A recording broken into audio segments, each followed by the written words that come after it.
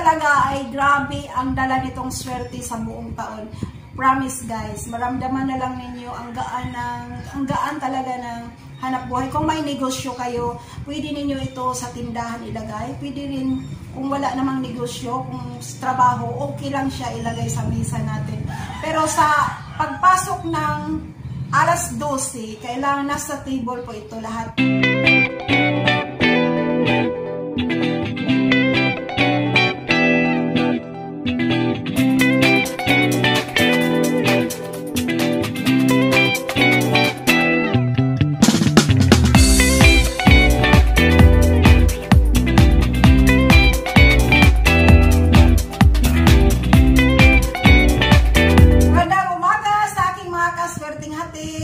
Malapit na tayo pumasok sa 2022. Malapit na natin salubungin ang Year of the Tiger, Water Tiger. So, ngayong umaga, isi-share ko sa inyo ang aking ginagawa last year. At lagi ko itong ginagawa at ito'y marami na po akong nag-share na po ako dito sa marami nating kaibigan. Ayan po, maganda po ang result sa kanila. Ganun din po sa akin. So ito po ay pamahiin ito sa pagsalubong natin sa pagsalubong natin sa 2022. Gawin natin ito sa gabi po. Kailangan sa 31 nakahanda na tayo nito para pagdating ng alas 12 naka-ready na lahat. So ito po, and guys, itong pamahiin na ito, napaka-effective talaga nito. Sobrang effective talaga. Ito po ay maramdaman na lang ninyo ang gaan ng pasok ng pera sa buong taon. So ayan, maghanda po tayo ng bigas. At ayan, ang sumunod po, maghanda po tayo ng 12 na pieces na itlog. Kung makaproduce po kayo ng small na egg, mas better ang small na egg. Ayan. So, wala akong small ngayon, so malalaki ang sa aking nakuha. So, ayan, 12 pieces na egg, 12 pieces na small na egg. Kung may small, pwede, pero kung wala naman, kailangan lang malaki yung lalagyan natin ng yung bowl na kailangan natin. So, ayan, 12 piraso na itlog.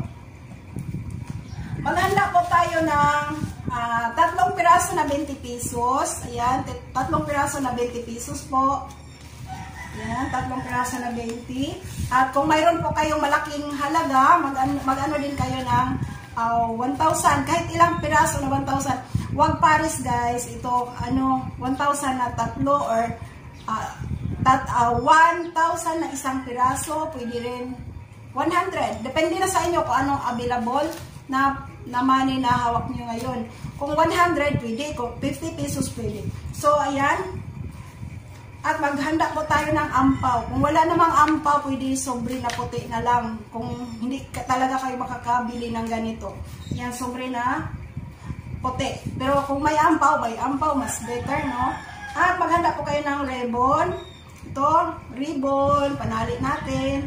Ribbon na pula po, kailangan red ribbon. At saka pentel pin. Yan, huwag mawala yung pentel pin natin. At itong ating papel na malinis. Dito. At kailangan natin ang 3 piraso na dahon ng laurel. Ayan. Guys, pag hindi po nyo masundan, ilagay ko po sa description below ang ating mga kakailanganin para mabasa po ninyo isa-isa. Hindi nyo makaligtan. So, 3 pirasong dahon ng laurel.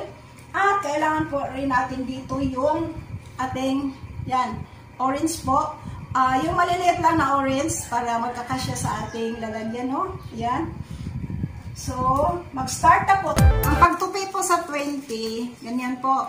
So, papasok po ang mukha. Yan. Kailangan nakaganyan siya.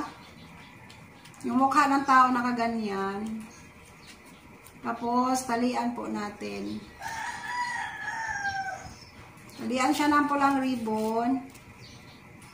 Tapos yan, tusok lang siya dyan. 3 piraso po. 3 piraso. I-try lang po ninyo ito mga kaswerte. Talagang maobserbahan na lang ninyo ang gaan ng pasok ng pera. Kasi taon-taon ko ito ginagawa. Yan po.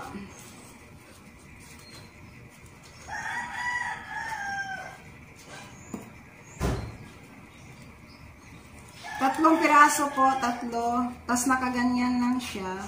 Ganyan. At ito namang dahon ng laurel natin. Itong dahon ng laurel, ilagay po natin sa gitna. Mag-wish po kayo dito. Yan.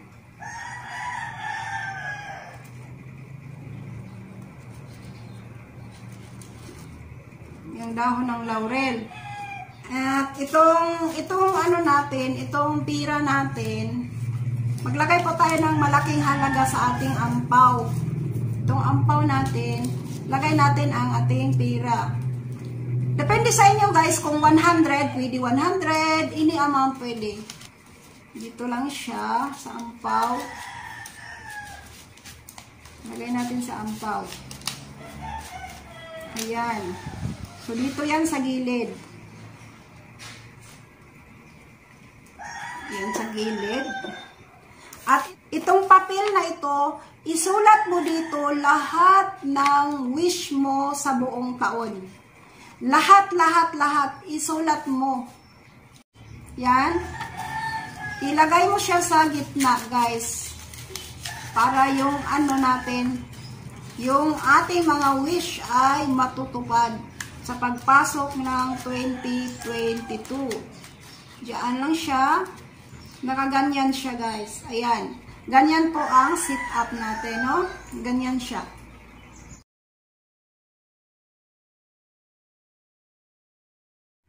So, ito na po mga kaswerte. Natapos na. So, ito po yung ilagay ninyo sa misa ninyo bago pumasok ang bagong taon. Bago pumasok ang 2022, bago mag alas 12, kailangan naka-ready na ito doon sa table, doon sa misa. At ito po, pabayaan lang siya hanggang 3 araw sa misa po. Yan. Hindi kakainin yung orange, hindi gagalawin yung itlog, hindi gagalawin yung pera, hanggang hindi umabot ng 3 araw. So, pagdating po ng 3 araw dito, yung sinasabi na 3 kings po, pagdating po ng 3 araw, pwede na ninyo yung isaing yung bigas, hugasan ng maayos yung pera, huwag nyong gastusin. Yung pera na yan, sa buong taon yan, huwag mo siyang gastusin. Yun ang magiging lucky charm mo. Pag-start ng bagong taon, yun magiging mag-attract pa yan ng maraming pera pa. So yung laman sa ano, kung pwede ninyong hindi gastusin yung laman dito, laman sa ampaw na 1,000 na nilagay natin, pati yung 20 pesos, wag gastusin, ilagay lang siya sa ating wallet. Kung hindi magkasya sa wallet, pwede sa bag.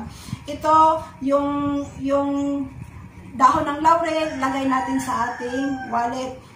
At itong mga nakasulat na wish natin, itong wish na sinulat natin, ilagay natin sa ating wallet. At basahin natin ito every Friday. First Friday, basahin mo siya. Second Friday, basahin mo siya. Third Friday, basahin mo siya. Lagi mo siyang basahin para magkaroon ng katuparan lahat. Yung lahat ng nakasulat doon, magiging matupad yun. At yan, ilagay lang siya sa wallet, pati yung dahon ng laurel. Ang dahon ng laurel, ilagay sa wallet. Ang pira, ilagay sa wallet. Yung 20 pesos, huwag mong gastusin yun. Pati yung pera na sa ampaw. At yan, ang bigas pwede lutuin, ang itlog pwede lutuin, ang itong orange pwede nakainin after 3 days. So, yun lang po guys, yun lang po. I-try po ninyo ito. Ito po, ginawa ko ito. Napakaganda ang pasok sa buong taon. Hindi lang ito magbibigay sa atin ng financially, no? Hindi siya magbibigay lang through financial. Nakapag-attract din ito ng abundance talaga. Kakaiba, maraming mga opportunity makamit mo. Kung may negosyo po kayo, pwede ninyo ito. Yung pera na nandito, pwede yung 20, lagay mo sa wallet mo. Yung 20 na isa doon sa lagayan ng pera mo pag may negosyo ka. Ito, maganda ito sa ano. Basta wag talagang gastusin itong pera na ginamit natin dito. Yan. So, yan po. Magugulat na lang kayo, marami pong mga chances, mga opportunities na darating. Kung may negosyo kayo, magugulat na kayo, wow, biglang umano yung business ko, biglang lumago, mga ganun. At kung may trabaho kayo, mag-promote kayo, mga ganun. Maraming mga unexpected na mangyayari sa buong taon. Basta kailangan lang, pag gumawa tayo dito, kailangan positive lang ang lagi natin iniisip. Huwag po tayo mag-isip na mga negatibong bagay para hindi ma-attract ang negatibong bagay.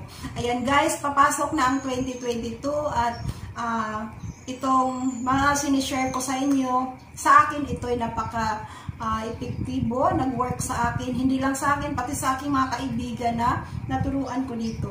I-try din ninyo ito, walang mawawala sa inyo.